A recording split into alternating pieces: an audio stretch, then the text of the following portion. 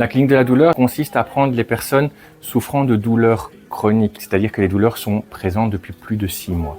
Mais on prend également les personnes atteintes de douleurs aiguës, donc des douleurs qui sont apparues récemment. Et donc on prend en charge de façon pluridisciplinaire avec médecins, infirmiers, assistantes sociales, psychologues, pour prendre en charge toutes les facettes de la douleur. Au sein de la clinique de la douleur, on travaille vraiment sur le modèle biopsychosocial, c'est-à-dire qu'on agit tant sur le biologique que sur le psychologique et le social. Et dans les douleurs chroniques, si un des trois n'est pas aligné, d'office, la douleur, qu'est-ce qu'elle va faire? Elle va monter. C'est destiné pour toutes les personnes atteintes de douleur. Le but est d'améliorer sa qualité de vie dans sa globalité par les différentes techniques qui peuvent être proposées.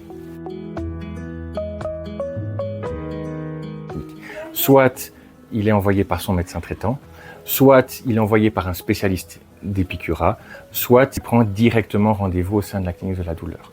À ce moment, il est dirigé dans un premier temps vers le médecin algologue qui lui fait un premier entretien, voit un historique de la douleur. En fonction de ça, demande de réaliser les actes techniques, soit infiltration ou prise en charge par un traitement IV. Si c'est nécessaire, à ce moment-là, il peut diriger vers moi en tant qu'infirmier ou on fait à ce moment-là une cartographie globale et complète du patient, voir tous les impacts que la douleur peut avoir. Une fois que l'infiltration est décidée par le médecin, un rendez-vous est donné au patient. Il est accueilli par l'admission pour faire les papiers administratifs et puis arrivé ici au 4e étage, au sein de la clinique de la douleur, où il est accueilli par notre collègue. Une infirmière prend en charge pour faire une anamnèse et après ça, le patient va suivre un circuit où le patient sera amené à se changer, attendre dans une petite salle d'attente, amené auprès du médecin de nouveau qui refait un petit bilan avec le patient avant de réaliser l'acte.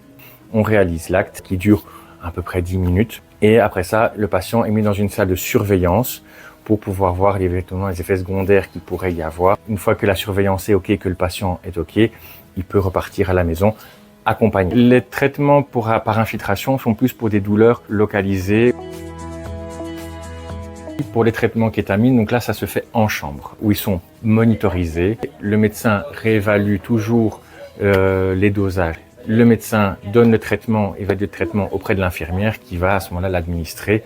Et là, le traitement dure 1h30 et le patient reste dans son lit durant tout le traitement. Les traitements kétamine sont plus pour des patients qui sont polyalgiques, c'est-à-dire qu'ils ont plusieurs types de douleurs à plusieurs endroits différents.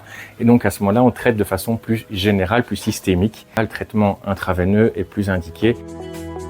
Les bénéfices, généralement, ils sont immédiats parce que ça amène une certaine bulle d'air. Dès les premières douleurs, on peut s'intéresser à la clinique de la douleur. Il ne faut pas attendre que la douleur s'installe parce qu'au plus on attend, au plus ça devient difficile de traiter. Donc au plus tôt elle est prise en charge, au mieux c'est.